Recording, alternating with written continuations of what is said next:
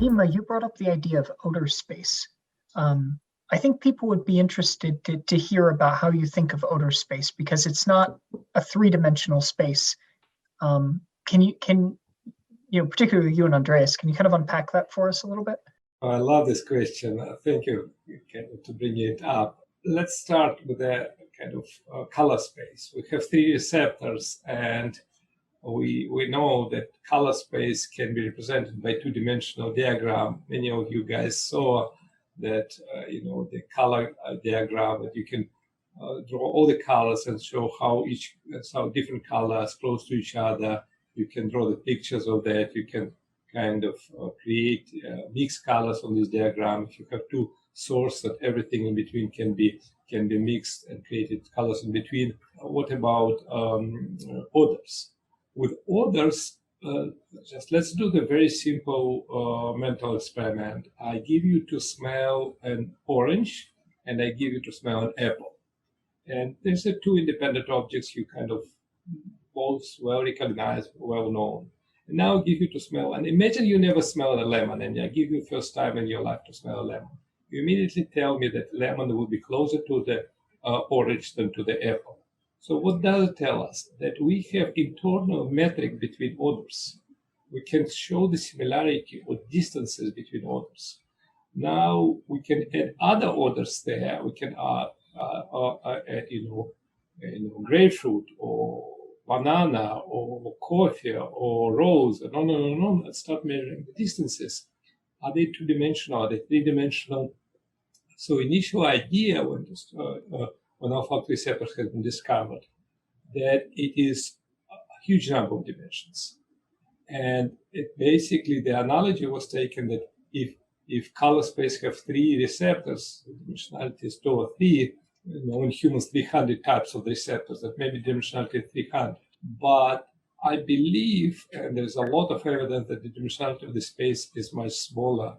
I don't want to say how small it is, and if it's 5, 10, or 15, but definitely not 300. But why this is important? Because this space of the external stimuli exists.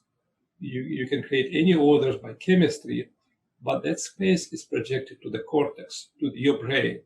And when you smell something, you actually immediately kind of can establish the distances. So this is a kind of, you can make this measurement and you can kind of perceptual judgment.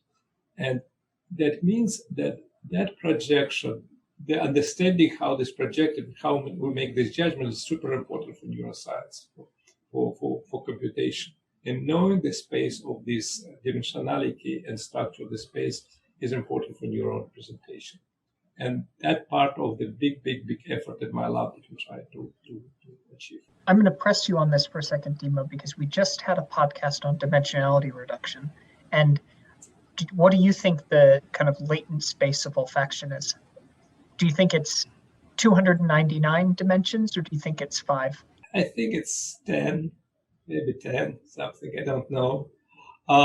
I don't want to give exact numbers, but it definitely way smaller than total number of receptors, but it probably more than 2. And if it would be 2, we would already have been discovered this. And I would probably be doing something else. If it will be 300, I also will start doing something else.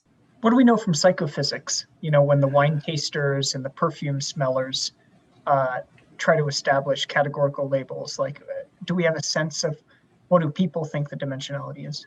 So probably asking wine smellers about the dimensionality of the space, it would not lead us too far.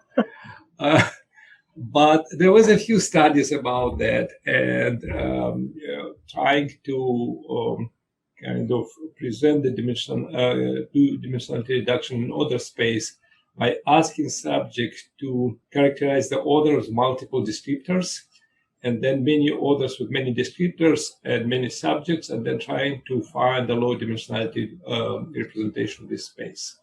In some work with the limited studies, this actually turns out, this work has been done by close collaborator Alex Kulakov, and I participated in this work. This work shows that the perceptual space can be very well approximated by some non-linear two-dimensional manifold. It has a potato chip shape, but I think that that the dimensionality is higher, and the study was definitely limited with a small number of odors. But what we learned from there, that it is small. We don't know if it will be 2 or 3, maybe it will be 7, but it's much smaller than what is expected from the number of receptors. Noam Sobel, a professor at Weizmann Institute, has a lot of effort. There's no still exact numbers, but he kind of converging to the same ideas. I wanted to kind of talk about, mention this, one of the remarkable work recently has been published in Nature about this. If we don't understand the dimensionality of the space, we may create the position, we may come to the same spot by different mixtures, by creating different paths. It's the same thing like in color, we can create the green odor by mixing blue and yellow. So that's never been done in olfaction in a systematic way. And there was a recent paper by Noam Sobel lab when he was able to create absolutely undiscriminable odor percepts by mixing very different mixtures. That tells us that dimensionality probably is small, otherwise it would be very difficult to do this. What sort of data would you need to be able to solve that problem? That's a hard question. Yeah, it's a hard question. You had access to an infinite amount of data. Well, we need to ask many people about many odors and ask them to discriminate them or to characterize them. And many people that have good verbal descriptors for their odors, reliable verbal descriptors, which I think is one of the issues with many of those kind of perception psychophysics studies, that people are just not very good in finding the right words as well. Now, there have been a lot of studies in the sensory world where people record brain activity and then they compare their ability to decode with the animal's behavioral output. And sometimes they find like they can do better than the animal. Sometimes the animal appears to be doing better than them, but not as much.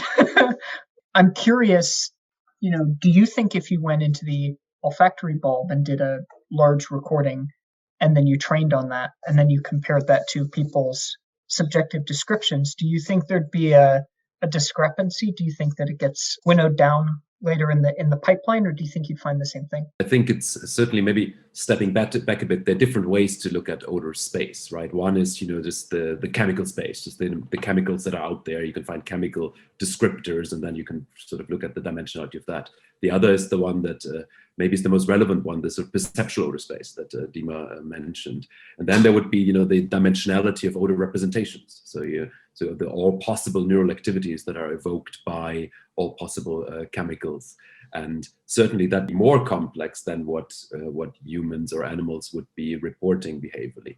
When you specifically with your question, what would I expect in the olfactory bulb? I mean, the great thing about olfaction is that essentially all information goes through the olfactory bulb, is processed there, and then distributed to all kinds of other places in the brain. So any information that human animal receives about the external chemical world will be represented in the olfactory bulb. So if we can record activity from all neurons or all projection neurons, all those neurons that lead from the olfactory bulb somewhere else, then we will have a representation that is better than and higher dimensional than what anyone would report. Practically, I think anyone who has started recording from a few hundred cells in an olfactory bulb will always find decoding that is at least as good as what the animal's behavior reports.